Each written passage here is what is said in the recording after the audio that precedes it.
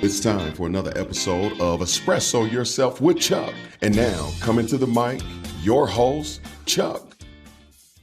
Okay, I am excited to have Kena Dacus with us. Kena is the owner of Dacus Auto Body and Collision Repair in McPherson, also a native of McPherson. We have, as you know, a program at McPherson High. Kena, welcome to Espresso Yourself with Chuck. Hi, thanks for having me, Chuck. Well, we are really excited. You've been a supporter of JAGK generally, but certainly in McPherson. Before we talk about that, tell us a little bit about yourself, growing up in McPherson and what you did after high school. Let's kind of get to know Kena. I was actually born in Salina, but I attended kindergarten in McPherson. So we moved, somewhere in the preschool years. So I went from K through high school in McPherson. And then I actually ended up with a bachelor's degree from Wichita State in accounting and business administration. I met my husband right after college, and he had actually, so this story is just as much about him as it is about me, but he actually went to WyoTech for some training on collision repair.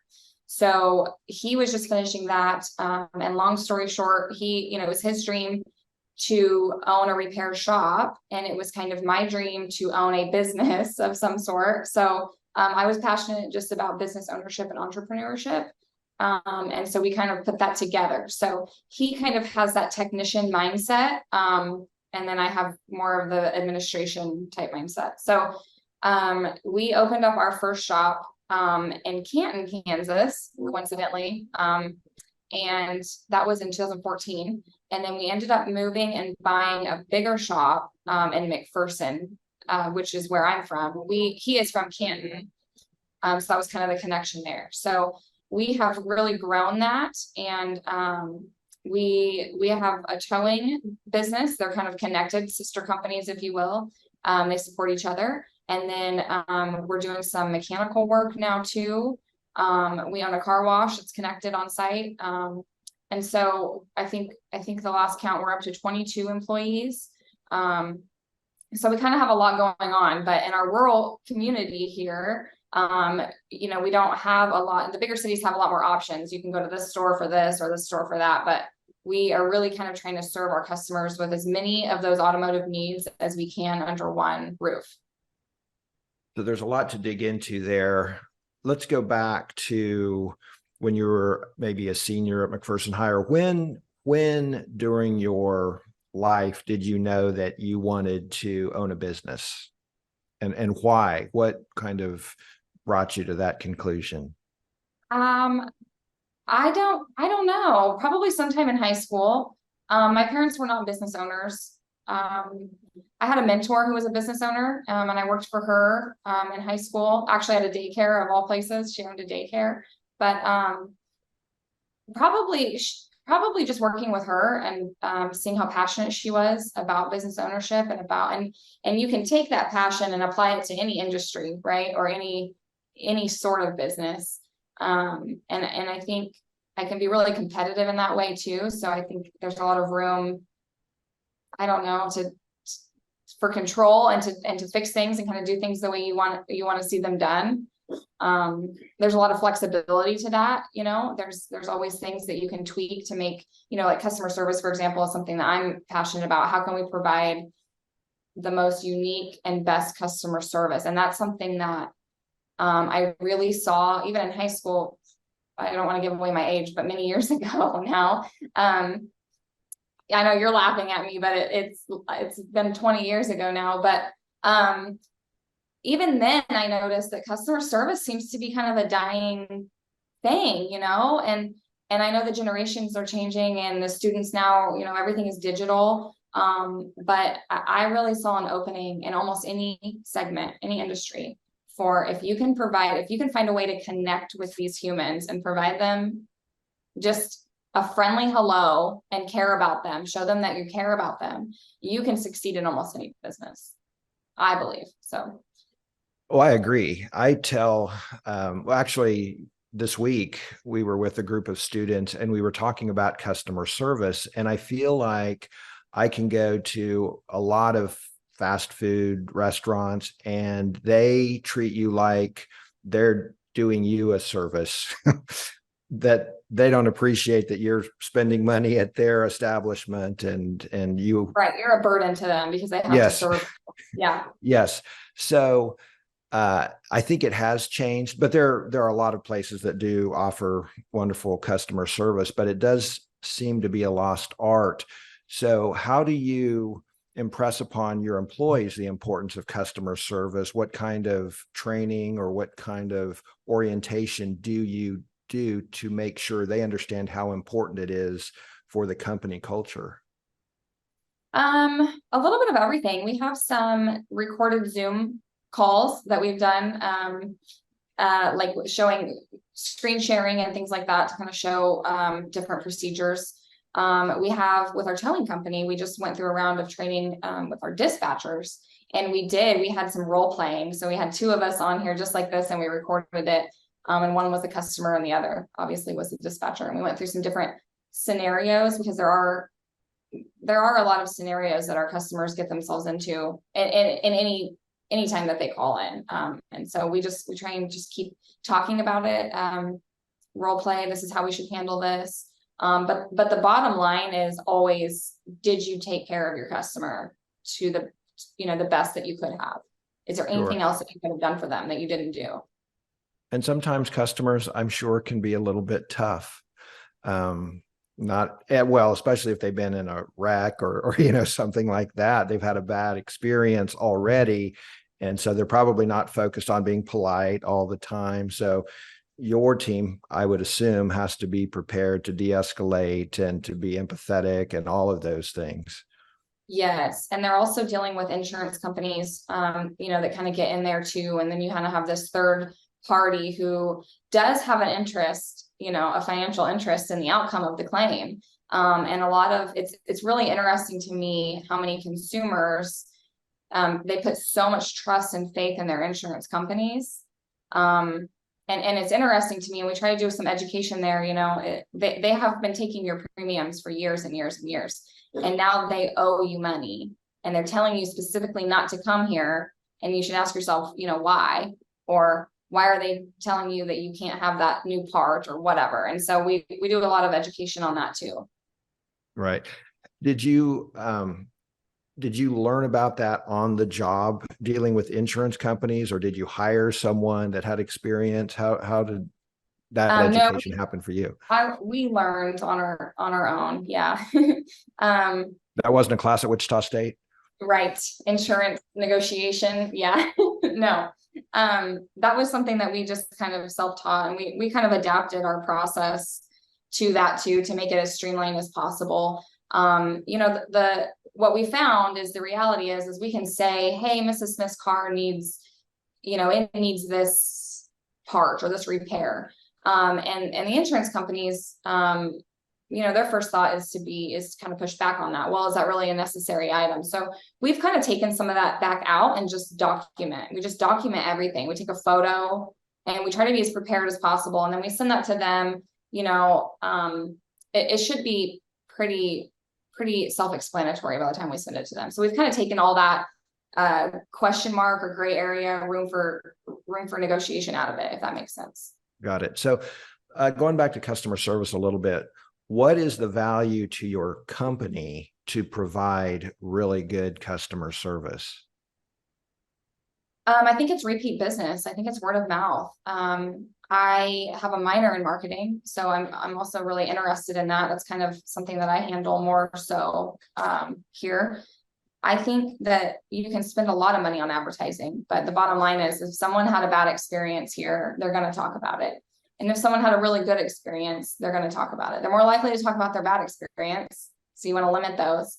But if you can knock it out of the park so much, and we have some of the customers that say, you did such a good job, I tell everyone about you. So I think there's like decent customer service, and then there's that next level, and that's where we're always kind of aiming for. Great. Are you able to kind of score that? I mean, anecdotally, you probably know, well, and you have data that shows people are repeat customers. how do you have surveys, or how do you, is there another way you determine that you've provided that next level customer service? Surveys is what we use. We have a software that we can text and communicate with our customers. And so when the job is done, they get a text message automatically 2 days after they've picked up their vehicle. And that's right now, that's really the best way that we can gauge. It is open-ended, so they can write comments too, but it's a star system from 1 to 5. And so we can kind of judge it based off that. Got it. So I touched on this a little bit, but you went to Wichita State, graduated from Wichita State, accounting, minor in marketing. In accounting, that's a little bit different than a lot of degrees, because that's very specific. You're learning very specific skills and gain knowledge for that field. How well did that prepare you for owning a business?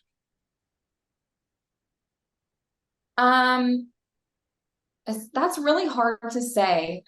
Yes, you're right. Accounting is more specific, right? So it definitely prepared me for the bookkeeping side of business, and payroll specifically was the biggest challenge, probably. Learning some of the HR stuff and the benefits accounting. But, I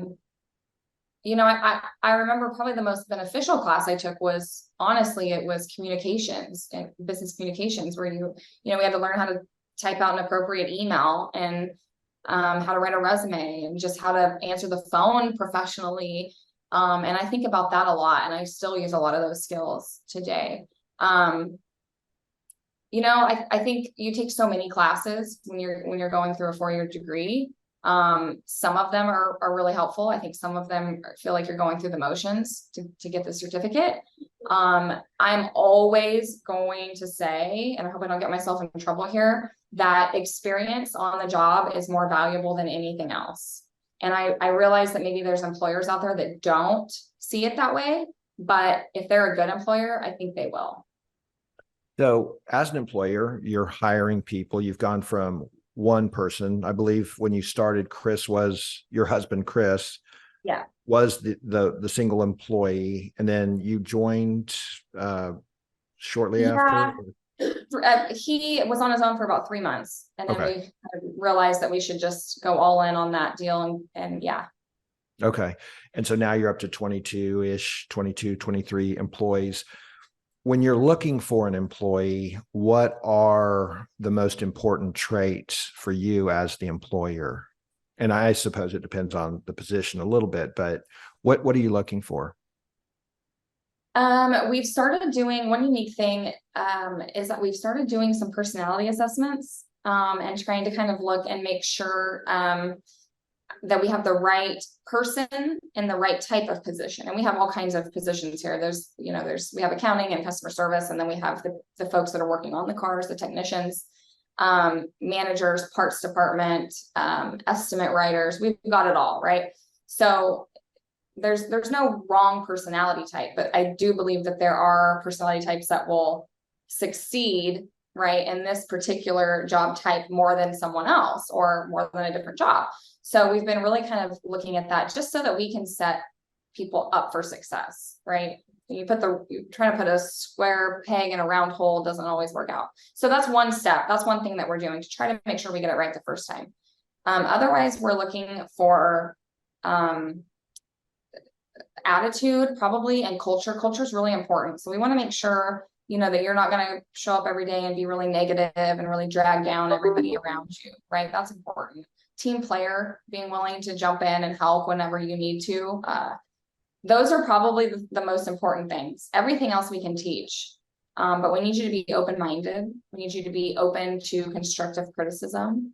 We need you to be able to be self-accountable. You need to be able to say, you know what, I forgot to do that, or open to admitting maybe, and open to learning from those mistakes. We have a pretty substantial education plan where we ask each of our employees to pick 30 hours worth of continuing education, and it can be in a wide range of it could be webinars, it can be reading a book or a podcast. And they can be anything from leadership to like the actual technical. We've got some guys out there that take classes just on GM vehicles, because they need to brush up on the new vehicles or whatever type they are, very specific type training.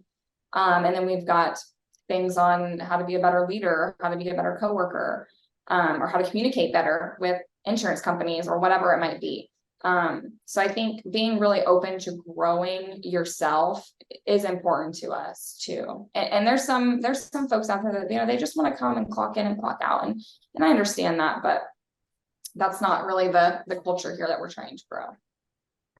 What has been the biggest challenge, either growing the business, starting the business, continuing the business? I mean, the economy's been tough, at least for us. Costs have gone up quite a bit. I would assume in your industry, prices of parts and things like that. But that may not be the biggest challenge. What has been the biggest, or a few of the biggest challenges in being a business owner? The people, finding people to work for you, staying competitive. There's, in McPherson at least, and I'm sure this is true in a lot of other areas, we have a lot of big business. We have a lot of factories, a lot of manufacturing. I think for us, it's finding, competing with those big companies, because we're a little company, and what can we offer these employees, and how can we convince them that they should work here? And the same goes even, that's why I'm here. And that's why I've gotten involved with JAG too, right? Is how can we convince students to get excited about working on cars? So that's been the biggest challenge. I think there's two pieces to that. One is how do we keep our current people happy, right? So we've really focused on culture, because as a small company, we can't always compete with the dollars, right? We can't. So we focus on culture. We're a family environment. We try to do, we do a 4-day work week. That's something that we can do. As a smaller company, you can offer more flexibility, right? So focus more on work-life balance. Those are things that we can do. So we've focused a lot on that, to keep our people, keep them happy. And then the second part to that is, and we've talked a lot about me and the running a business, entrepreneurship, but I think I'd like for just a minute to touch on that. In the mechanic world, we're very short on technicians, whether it's for mechanics, painters, or we call them body technicians, or the technicians that disassemble the vehicle and do the body work, right? The metal repair, the welding quarter panels and roof panels on. We are incredibly short staffed across the whole country, with technicians. So I think as an industry, the collision repair industry has not done a very good job of really putting themselves out there. I think, the average consumer has an accident once in every 7 years. So they're not really coming in regularly. I think a lot of people forget that there's a whole industry here just dedicated to repairing cars. So I think that's going to be a challenge. It's going to continue to be a challenge. More technicians are retiring than are coming into the field. So year after year, we're seeing we're not bridging that gap. It's getting bigger. So that's one reason I've gotten involved in JAG too, is just to let, these students know about the industry. And I certainly never want to strong arm anyone into, you should never join an industry that you're not going to be happy in.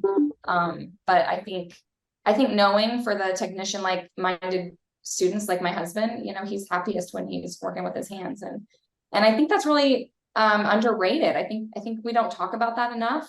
And I think, being a technician, a doer, dirty jobs. I know Steve talks about that a lot in dirty jobs. I think the plumbers and the electricians and the mechanics, they're really underrated. People don't realize how much we need them. And I think that need is going to become much more apparent as we see fewer of them in the future. Right. You mentioned the industry, and you are president of the Kansas Auto Body Association. So tell us a little bit about that, what the group does, and how you became president. Sure. I think there's a group of about 60 of us shops now in the association. You pay just a little bit of dues because there's some operating expenses within the association, but what we focus on is when we come together like that and we can pool some of our funds, we can all partake in training at a less expensive rate, I suppose. And we can kind of come together and collaborate a little bit. You have to be careful because there are some antitrust laws that prevent you from, colluding on pricing and such like that. But it's really a place for us to come together and say, hey, you know, with COVID, we have all these part shortages.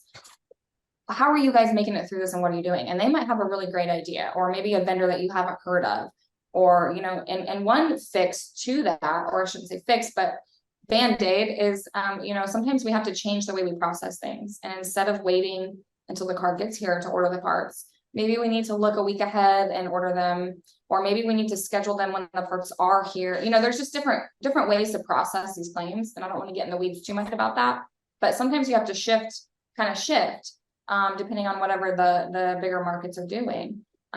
So there's a lot of benefit into just showing up monthly with these other shops. And these are the shops that care a lot about getting it right, and about the industry. And we've talked about JAG within the association too, trying to get them a little bit more involved in their areas. Yeah, I think there's just benefit in working with your peers, you know, regularly. Sure. And I assume the other 59 or 60 or however many shops involved in the association are facing the same type of staffing issues, trying to hire the right people that will show up to work on time, work hard while they're there, and, you know, fit into the culture. So the technical skills, and I know you mentioned earlier that if you have the right attitude, you can be trained on a lot of things. When I was in high school, and you were mentioning 20 years ago, I was a senior at Augusta High School. So it's 40 years ago, senior at Augusta High School. So it's been a while, but we had an automotive program, and we had a welding program, and we had a lot of those vocational programs in the high school. They were high school programs. And then it seemed like high schools got away from that type of education. Community colleges picked up the ball on several of them, but now high schools are it seems like the trend is going back to that type of education and training. Have you noticed that in the industry or locally? Yeah, we actually have more high school programs for collision repair than we do college or tech school at this point in Kansas. So I have noticed that. I think it's interesting. I think it's really difficult for this particular industry to do in high school. I think because some of the equipment that you need is really expensive. And then collision is really kind of split. You need half of your people to be really skilled in painting, right? Because that's kind of its own skill set. And then you need the other half to be able to work on the cars, disassemble them. Wiring and electronics are becoming a bigger deal as the vehicles are newer and smarter. And then you need welders. And so for us at this point, we have scaled enough to where we can kind of plug and play people with where their skills are. So we've had welders come in and do really well because they've kind of already got that base skill. But the smaller shops, they need their technicians to know several of those skills, right? So I think if you're trying to train in collision repair, I think it would be hard. It would be hard to make that investment in all of that equipment, and paint and the paint booths and things like that you need. So I can definitely see why we're struggling. I think you're going to start seeing more shops actually take that burden, and take training into their own hands and say, hey, we'll provide everything for you if you'll just come and work here and we'll teach you. And is that, oh, go ahead. I was just going to say a lot of shops are coming up with their own apprentice type programs. And that, I think there's going to be success there. And I think we're going to see more of that. Okay. And that's one thing. In fact, the day that we're recording this, there's an event at the Capitol. It's honoring apprenticeships, and JAG-K is certainly trying to get even more involved in apprenticeships. And then I don't know if the association can come up with its own recognized certification program. I don't know if that's something, but I know we're always trying to look for opportunities for our students while they're in high school to learn skills. But sometimes there's an age requirement in some industries. You have to be 18 to be able to do certain jobs. Is that the case in collision repair? I don't think so. I would have to do a little bit of research on the paint side. That might be one red flag I would see, but I don't think so. So if and cars are so much different than they were, I mean, 10 years ago, but certainly 40 years ago. I mean, you almost, it seems like have to be a computer genius to be able to work on newer automobiles. If you're someone in high school that may be interested in either the body repair or the systems, what's the best path for you right now? What would you recommend someone who's interested in a career in this industry? What preparation should they be looking at this point? There are some really good schools that are in the Midwest. If price point is not a problem, I would recommend, there's a couple of different schools, and I could email you, with the specifics. And there's also several organizations that give out scholarships and will help you get into those programs. There's a lot of big initiatives right now in the industry to get students enrolled in these programs. So that's one option. A second option, if moving out of state, or even the price of that is too expensive, I would recommend finding a good shop, a reputable shop, and I would recommend going and saying, I would like to learn. Can I have a job? Can I have a job, and will you teach me? And just showing that kind of initiative right there, I think would be enough. Any good shop would be very interested to talk to you.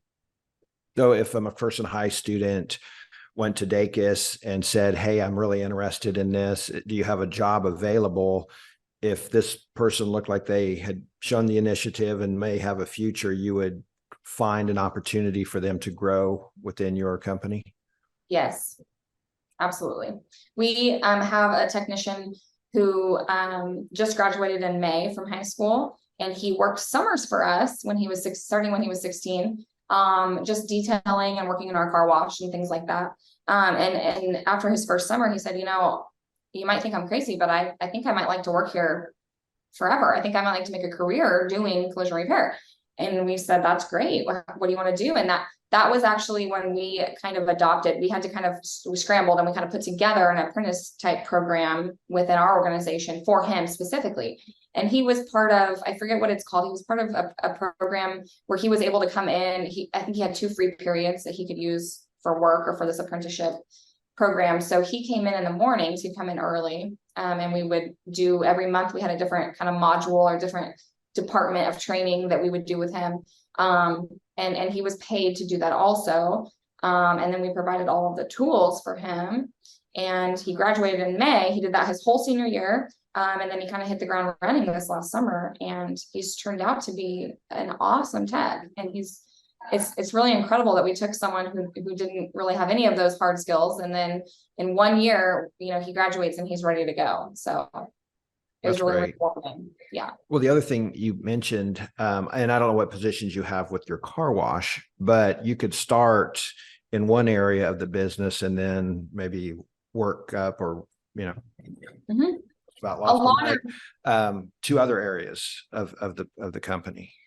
Yeah, a lot of our technicians have started in the detail department, and it's kind of a good place to start if you don't have those other skill sets. It's a good place to start, and you can kind of get a feel for the process and the repair process and what it's like to work in a collision repair center.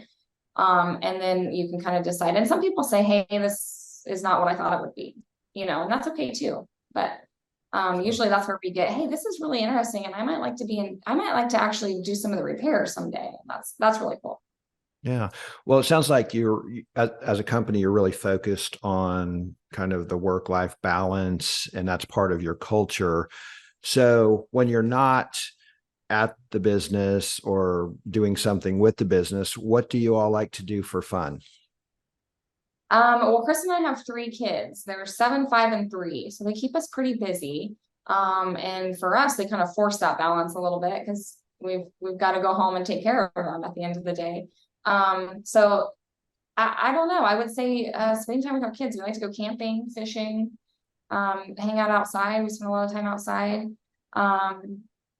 We do hang out with our coworkers. Last night we did a trick or treat down Main Street because it's almost Halloween. And that was fun. We had about 8 of us down there handing out candy to people. So just get out and get involved in the community. That's great. Well, Kena Dacus, thank you so much for your support of JAG-K, but also for giving us some good advice on how we can get involved, not only in this industry, but just to be a good employee generally. Thank you. And is there any final advice that you would want to give our students? Gosh, I think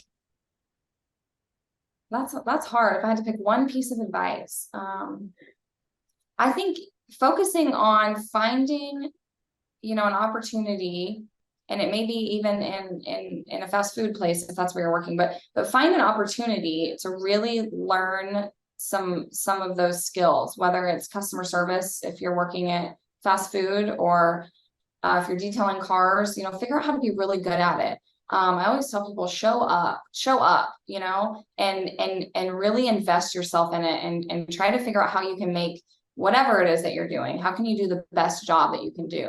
And I really think that if you do that, if you really show up and apply yourself at any job, I really think that you will see a lot of benefit from that, and a lot of opportunities, a lot of doors will open for you. Even if, like I said, even if you're flipping burgers right now. And I think you'll learn some really good life skills also that you can apply later in life. So yeah, show up and do your best at anything that you do. Great advice. Thank you, Kena. Thanks, Chuck. Thanks for watching Espresso Yourself with Chuck. I hope you enjoyed it, and I hope you will subscribe to the channel and also check out all the videos on our Jobs for America's Graduates Kansas YouTube site. Music for Espresso Yourself with Chuck is provided by Bensound Music at bensound.com. Thank you to our announcer, Kelly Newton, and producers Kim Ferdig and Don Deere.